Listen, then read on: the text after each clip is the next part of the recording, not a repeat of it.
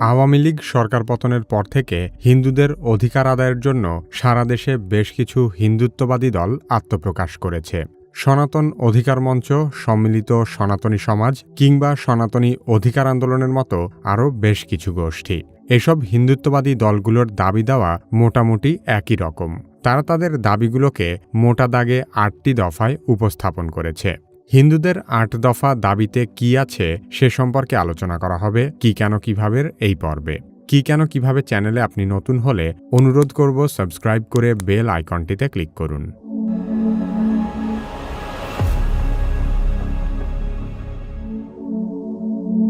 বাংলাদেশের সামাজিক বা রাজনৈতিক প্রেক্ষাপটে কে হিন্দু কে মুসলিম সে হিসেবে কাউকে বিচার করা হয় না। অসাধু দুর্নীতিবাজদের কোনো ধর্ম নেই। সেই বিচারেই আওয়ামী লীগ সরকার পতনের পর দেশের বিক্ষুব্ধ জনতা আওয়ামী লীগের দুঃশাসনের সাথে জড়িত ব্যক্তিদের বাড়িঘরে হামলা করে ক্ষোভের প্রকাশ ঘটিয়েছে। ৫ আগস্ট হাসিনা সরকার পতনের পর হিন্দু সম্প্রদায়ের উপর হামলা হয়েছে বলে উদ্দেশ্যমূলকভাবে যে খবর প্রচার করা হয়েছে তা সম্পূর্ণ ভিত্তিহীন। আন্তর্জাতিক গণমাধ্যম আল জাজিরার একটি অনুসন্ধানী প্রতিবেদনে বলা হয়েছে, আওয়ামী লীগ সরকারের পতনের পর ১১৯ জন ব্যক্তির উপর হামলা হয়েছে। এর মধ্যে মাত্র ২ জন ছিল হিন্দু, যাদের একজন পুলিশ এবং আরেকজন আওয়ামী লীগ নেতা।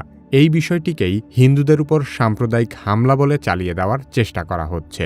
বাংলাদেশের সংখ্যালঘুদের উপর নির্যাতনের বিষয়টি বাংলাদেশি গণমাধ্যমে যতটা না উঠে এসেছে তার চেয়েও অনেক বেশি প্রচারিত হয়েছে ভারতীয় গণমাধ্যমে, যার অধিকাংশ ছবি এবং ভিডিও অতীতের সাম্প্রদায়িক হামলার হলেও সেগুলোকে ৫ আগস্টের বলে চালিয়ে দেওয়ার চেষ্টা করা হয়। খোদ হিন্দু মহাজোটের মহাসচিব গোবিন্দ প্রামাণিক সনাতন ধর্মাবলম্বীদের উপর হামলার বিষয়টি নিয়ে দ্বিমত পোষণ করেছেন। সাধারণভাবে হিন্দুদের উপরে বড় কোনো মন্দিরে কোনো হামলার ঘটনা ঘটে নাই।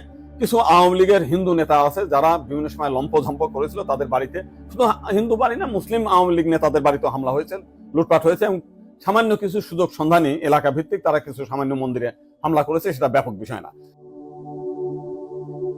হাসিনা সরকার পতনের মাত্র ৩ দিন পরেই কয়েক হাজার সনাতন ধর্মাবলম্বী রাজধানীর শাহবাগে বিক্ষোভ প্রদর্শন করে।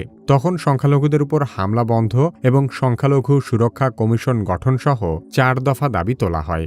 এরপর প্রায় নিয়মিত সমগ্র দেশ জুড়ে বিভিন্ন স্থানে বিভিন্ন সংগঠনের ব্যানারে বাংলাদেশের হিন্দু সম্প্রদায়ের একাংশ অনেক বেশি সক্রিয় হয়ে ওঠে। তবে হিন্দুদের আয়োজিত সবচেয়ে বড় সমাবেশটি হয়েছিল চলতি বছরের ২৫ অক্টোবর চট্টগ্রামের লালদিঘি ময়দানে। সেই সমাবেশের ব্যাপক লোকসমাগম, হিন্দুত্ববাদী নেতাদের উগ্র বক্তব্য এবং পরবর্তী কর্মসূচি হিসেবে ঢাকা অবরোধের ঘোষণাকে কেন্দ্র করে দেশজুড়ে শুরু হয়েছে তুমুল আলোচনা। আলোচিত এই সমাবেশেই চিন্ময় কৃষ্ণ দাস জাতীয় পতাকা অবমাননার ঘটনা ঘটিয়েছিল।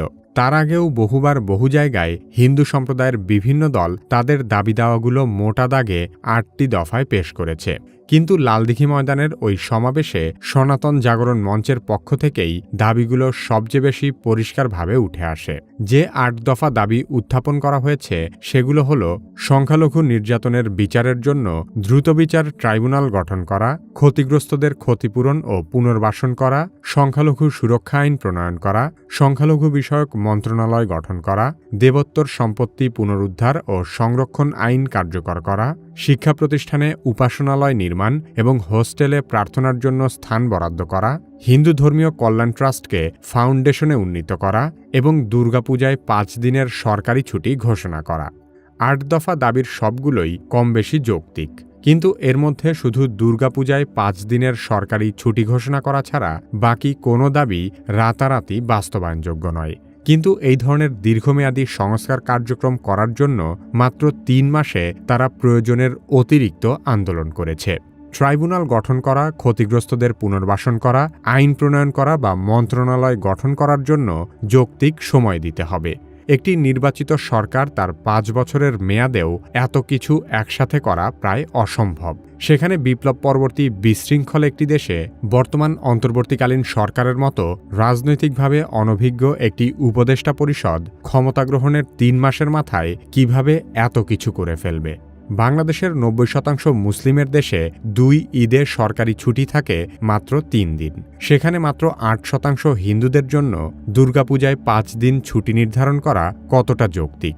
অথচ ভারতে 15% মুসলমানের জন্য কেন্দ্রীয় সরকারের পক্ষ থেকে ঈদে সরকারিভাবে কোনো ছুটিই নেই। তাছাড়া বাংলাদেশের অধিকাংশ শিক্ষা প্রতিষ্ঠানে মুসলিমদের জন্যই কোনো নামাজের ব্যবস্থা নেই। এমনকি নামাজের সময় কোনো ধরনের বিরতিও দেওয়া হয় না। সেখানে সকল শিক্ষা প্রতিষ্ঠানে হিন্দুদের উপাসনালয় নির্মাণ এবং হোস্টেলে প্রার্থনার জন্য জায়গা বরাদ্দ করা কতটুকু যৌক্তিক? তার চেয়েও বড় বাস্তবতা হল বাংলাদেশের প্রধান সারির পাবলিক বিশ্ববিদ্যালয়গুলোতে কোরআনের মাহফিল করার অনুমতি দেওয়া হয় না। অথচ বিশ্ববিদ্যালয়ের অর্থায়নে জাঁকজমকভাবে প্রতি বছর সরস্বতী পূজার আয়োজন করা হয়। তাহলে শিক্ষা প্রতিষ্ঠানে ধর্মীয় বিচারে প্রকৃত সংখ্যালঘু কারা? নিজেদের অধিকার আদায়ের জন্য আন্দোলন করা দোষের কিছু না, কিন্তু বিগত 15 বছরে বাংলাদেশে এর চেয়েও অনেক বেশি এবং বৃহৎ পরিসরে সংখ্যালঘুদের উপর হামলার ঘটনা ঘটেছে। বাংলাদেশের সাম্প্রদায়িক হামলার সবচেয়ে বড় 3টি ঘটনা হল 2012 সালে কক্সবাজারে রামুর বৌদ্ধ মন্দিরে হামলা ও অগ্নিসংযোগ, 2016 সালে ব্রাহ্মণবাড়িয়ায় নাসিরনগরে হিন্দু মন্দির ও বাড়িঘরে আক্রমণ এবং 2021 সালে কুমিল্লায় দুর্গাপূজার মণ্ডপে কোরআন অবমাননার অভিযোগে মন্দিরে হামলার ঘটনা। বাংলাদেশের সাম্প্রতিক ইতিহাসে সংখ্যালঘু সম্প্রদায়ের উপর সবচেয়ে বড় 3টি হামলার ঘটনাই ঘটেছে আওয়ামী লীগের আমলে। শুধু তাই নয়, 2013 থেকে 2022 সালে আওয়ামী লীগ ক্ষমতায় থাকার সময় সংখ্যালঘু সম্প্রদায়ের উপর 3,500-এরও বেশি ছোটখাটো হামলার ঘটনা ঘটেছে। তখন সনাতন জাগরণ মঞ্চ কোথায় ছিল? কিংবা ভারত সরকার এত বিবৃতিই বা কেন দেয়নি? লালদিঘি ময়দানে সনাতন জাগরণ মঞ্চের নেতারা বলেন, বিগত 53 বছরে সংখ্যালঘু সম্প্রদায়ের উপর হওয়া সহিংসতা ও নিপীড়নের একটি ঘটনারও বিচার হয়নি। বিগত 53 বছরের বিচার কি অন্তর্বর্তীকালীন সরকারের পক্ষে মাত্র 3 মাসে করা সম্ভব? বাংলাদেশে আওয়ামী লীগের শাসনামলে বহু হিন্দু নেতার দাপটে মুসলিমরা সংখ্যাগরিষ্ঠ হওয়া সত্ত্বেও ভয়ে কথা বলতে পারত না। আওয়ামী লীগের দীর্ঘ 1.5 যুগের ক্ষমতার সময় স্থানীয় পর্যায়ের প্রভাবশালী নেতা থেকে শুরু করে দুর্নীতিবাজ এমপি মন্ত্রীদের অনেকেই ছিলেন হিন্দু সম্প্রদায়ের। চালের বাজারে অস্থিরতার মূল হোতা নওগাঁর গডফাদার সাধনচন্দ্র মজুমদার, বরগুনার গডফাদার ধীরেন্দ্র দেবনাথ শম্ভু, মাগুরার বীরেন শিকদার, দিনাজপুরের মনোরঞ্জনশীল, সাতক্ষীরার ননীগোপাল মণ্ডল, বরিশালের পঙ্কজনাথ, নেত্রকোনার অসীম কুমার উকিলের মতো বহু দুর্নীতিবাজ হিন্দু নেতা একাধিকবার জাতীয় সংসদের সদস্যসহ মন্ত্রীও হয়েছেন। ক্ষমতা হারানোর পর এদের সাঙ্গপাঙ্গদের উপর বিক্ষুব্ধ জনতা যখন হামলা করেছে, তখন এরা সংখ্যালঘু সেজেছে।